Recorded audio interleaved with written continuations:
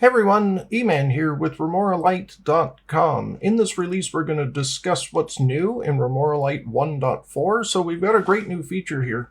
The first one that we have is return on risk. There's this orange tab over here. And when we look at this, we've got a couple options. So this is to help us with our options trading and finding the best return on risk. Now, a lot of people talk about return on investment.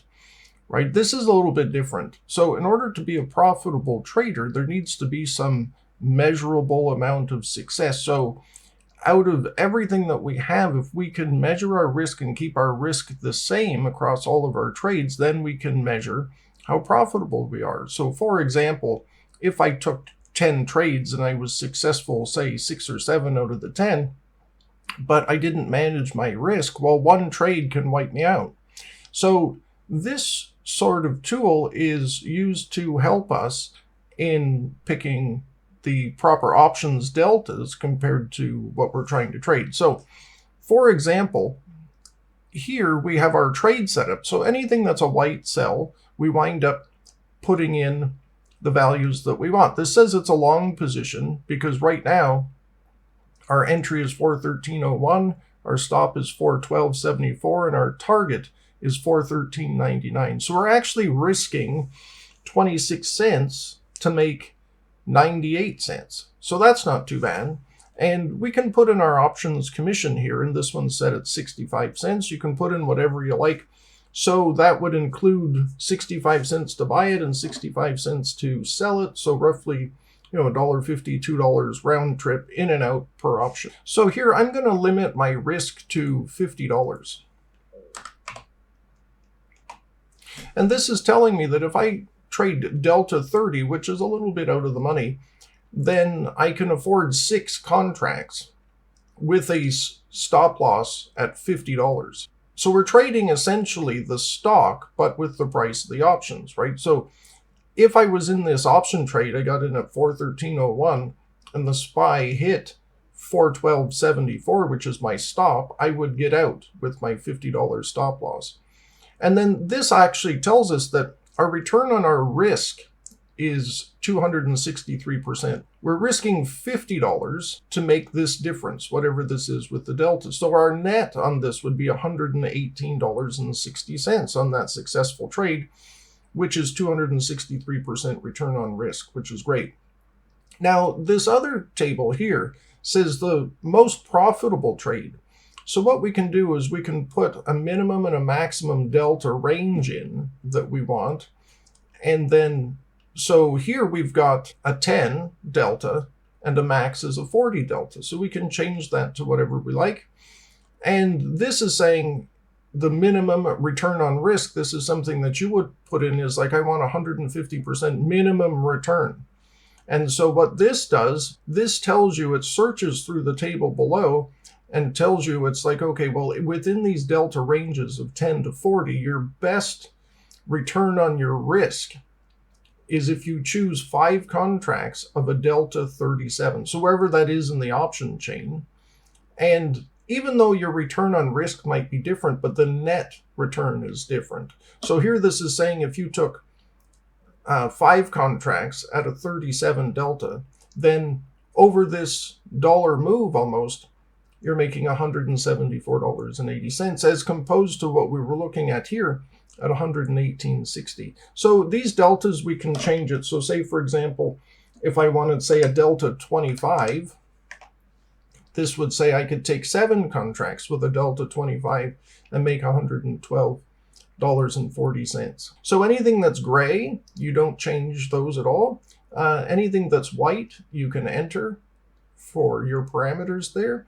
And then this table below starts at a delta of 4 and then goes all the way up to 1.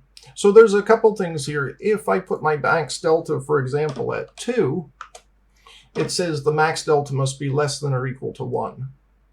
And then it'll set it at the max because we've gone over top of that. And the minimum delta, the same as if this was greater, it would say the minimum delta must be between 1, 0.01, and 1. And it actually tells you here to check the delta. So we'll choose OK. and then it sets it at point 0.1 as a default if that was the case. So hopefully this helps you in finding better options trades. It is a back of the napkin sort of calculation because we're not taking into account the other Greeks like gamma, but this helps you get into the trade. And this is more for scalping, day trades, things like that. And these are one direction options.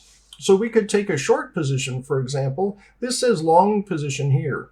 But if I was still going to risk $50 and I wanted to go short, say I was going short at 412.99, and my stop, say, would be 413.25, and then my target would be, say, 412. This would say I could take 7 contracts at a delta of 25, and this actually turns red because based on what we've entered here, this is a short position. So there have been some bug fixes, and recently there was an issue with the Microsoft data feed for some of the built-in formulas with Office 365. So this has circumvented them and they're not used anymore. As of February 10th, that data feed is actually stopped, which was a function and a built-in feature. So anyway, that's taken care of. And the other thing that was affecting was the Control-Shift-S functionality, which I'll show you that here. If we looked at the SPY, for example, then what would happen is that none of the pivots were returned. And that had to do with this issue with Microsoft. But this has all been resolved. And for more information on using this, please check out the videos on the auto update tab or at remoralite.com/support to explain how you can use these pivots for trading.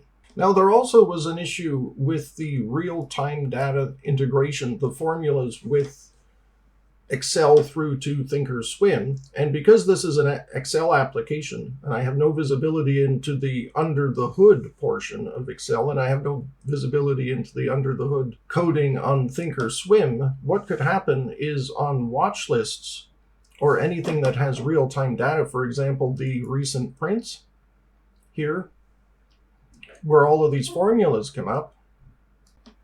The issue is if you stay on these pages for too long, then you can get a pure virtual function call error, which is not part of Excel or thinkorswim, but it has to do with the underlying SDK.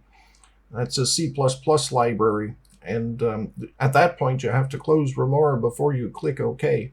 So what I've done here is when you click away from these tabs that have real-time formulas, the formulas are actually removed.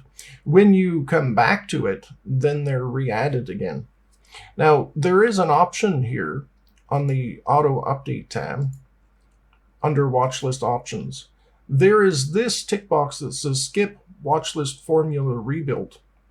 So I do have one user that has 2 or 3 watch lists with over 900 items. And so if you choose that Skip Watchlist Formula Rebuild, then the formulas are no longer removed and they stay active and calculating all the time. That gives a higher probability of that pure virtual function call to occur. But by default, this is turned on. So when you have smaller watch lists, like less than 100 or 150, you won't notice too much that the formulas are being rebuilt when you navigate to and from those pages. So that's just so that you're aware of that new feature that's there. Okay, so looking back at the return on risk, I'm actually going to add some more options here in another release where we can actually do this for stocks as well. And then you can plan your scale outs and see what your profits are, so that is it worth risking, say, $50 for another 20 cents, in the movement of the stock, so that there'll be other ways to analyze your trades with your scaling and your stop outs and your targets. So that'll be in a future release. So if you have any questions, comments, or concerns, please contact me here, support@remoralite.com. All right, happy trading, everyone.